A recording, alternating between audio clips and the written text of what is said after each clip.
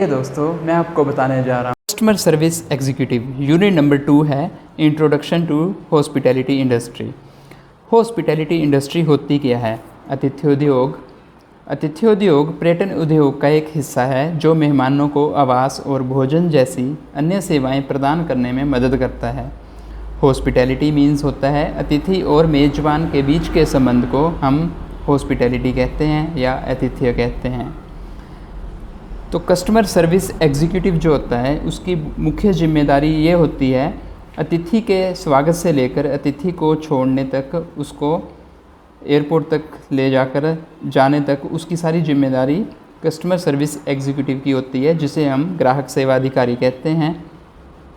Receiving करनी है guest की और एस्कॉर्ट करना है गेस्ट को। और अब सेशन 1 है जो types of accommodation in tourism and hospitality industry. पर्यटन और आतिथ्य उद्योग में आवास के प्रकार। तो पर्यटन और आतिथ्य उद्योग में काम करने वाले पेशेवरों के पास मेहमानों की ज़रूरतों को समझने के लिए ज्ञान होना चाहिए। आइए हम जानते हैं। सबसे पहले एकोमोडेशन होता क्या है? एकोमोडेशन होता है आवास। अपनी यात्रा के दौरान गंतव्य तक पर्यटकों की बुनियादी ज़रूरतों में से एक ठहराने की व्यवस्था है। इसमें यात्रियों को बोर्डिंग और लॉजिंग प्रदान की जाती है। जब कोई टूरिस्ट घर से दूर जाता है एक दिन से ज़्यादा, तो उसे आवास की ज़रूरत होती है। और आवास के विभिन्न प्रकार हैं, जैसे primary and secondary. Primary accommodation है प्राथमिक आवास। इसमें आते हैं जैसे होटल्स हो गए।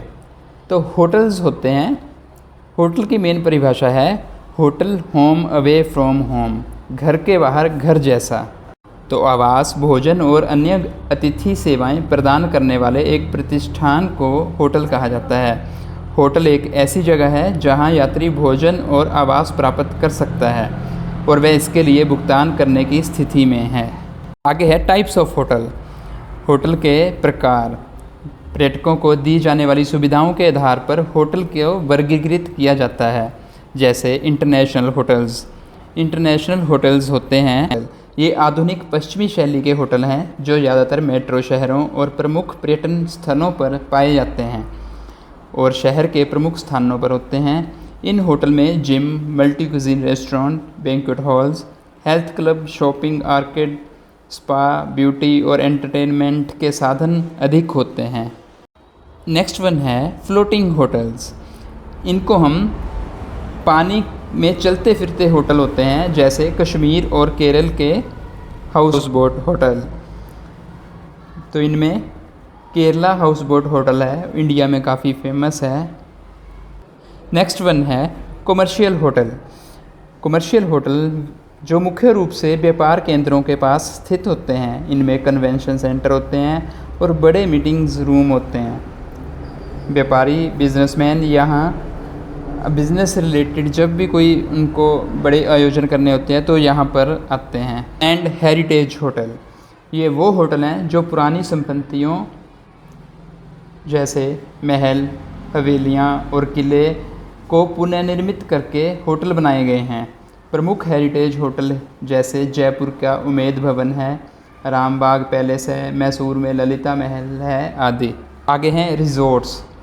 रिजॉर्ट्स आमतौर पर पहाड़ों में या एक द्वीप या एक समुद्र के किनारे हिल स्टेशनों पर ज़्यादातर स्थित होते हैं, शहरों से दूर होते हैं। रिजॉर्ट्स भी अलग अलग प्रकार के होते हैं, जैसे mountain and hill resorts.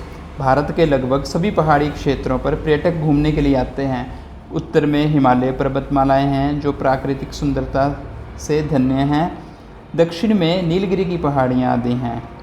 Hill resorts हैं, उनकी ऊंचाई के अनुसार 3 श्रेणियों में विभाजित किया गया है, जैसे ग्रेट हाइट्स के जो समुद्र तल से 2100 से 3500 मीटर ऊपर है, और जो आते हैं एक मीडियम एल्टीट्यूड, उनमें आते हैं 1200 से 2100, और एक आते हैं लो एल्टीट्यूड। इनमें जो 800 से 1200 मीटर समुद्र तल की ऊंचाई पर हैं उनको हम लो एल्टीट्यूड हिल रिसोर्ट्स कहते हैं। नेक्स्ट वन है विंटर रिसोर्ट्स। ठंडे स्थानों में शीतकालीन या स्की होटल विकसित किया जाता है, जिनमें ज़्यादातर स्कीइंग, स्नोबोर्डिंग, शीतकालीन खेलों के लिए बर्फ़ होती है, जैसे ग्रैंड ड्रैगन लद्दाख में है, एवलन मसूरी में है, सोलांग वैली मनाली में है, कसौली रिजॉर्ट्स कसौली में है और सोवाई होटल ऊटी में है। ये सारे विंटर रिजॉर्ट्स हैं। मोर ओवर बीच टूरिज़्म और सी साइड रिजॉर्ट्स। बीच टूरिज़्म होते हैं ये समुद्र किनारे पर बने होते हैं, जैसे महाराष्ट्र तट पर मुंबई के प्रसिद्ध जुहू से मरूड 220 किलोमीटर की दूरी पर 8 छोटे समुद्र तट हैं और इनमें काफ़ी बीच टूरिज़्म के लिए काफ़ी फेमस है ये। और कर्नाटक के समुद्र तट पर समुद्र तट मैंगलोर में है। तमिलनाडु की राजधानी चेन्नई में धूप में बह रहा मरीना विश्व दुनिया का दूसरा सबसे लंबा समुद्र तट है। इनके आसपास जितने भी रिजॉर्ट्स हैं उन सभी को हम सी साइड रिजॉर्ट्स कहते हैं। मोर ओवर अब आ जाएगा सेकेंडरी अकोमोडेशन का सेकंड पार्ट। सेकेंडरी मीनिंग होता है माध्यमिक, और सेकेंडरी अकोमोडेशन में आ जाएंगे जैसे मोटल्स होते हैं। मोटल्स मेनली हाईवे पर होते हैं जिनमें गैरेज की सुविधा होती है, पार्किंग की सुविधा होती है, खाने और रहने की सुविधा होती है, उन्हें हम मोटल्स कह देते हैं। इनके अलावा भी कई मोटल्स में रिपेयर की सुविधा भी होती है और फिलिंग स्टेशन की सुविधा भी होती है। नेक्स्ट वन है यूथ हॉस्टल्स, जिन्हें हम युवा छात्रावास भी कहते हैं। जब युवा किसी दूसरे देश में घूमने के लिए जाते हैं या वे पढ़ाई करने के लिए जाते हैं तब वो हॉस्टल्स में रुकते हैं। इनमें ज़्यादा सुविधाएं नहीं होती हैं। नेक्स्ट वन है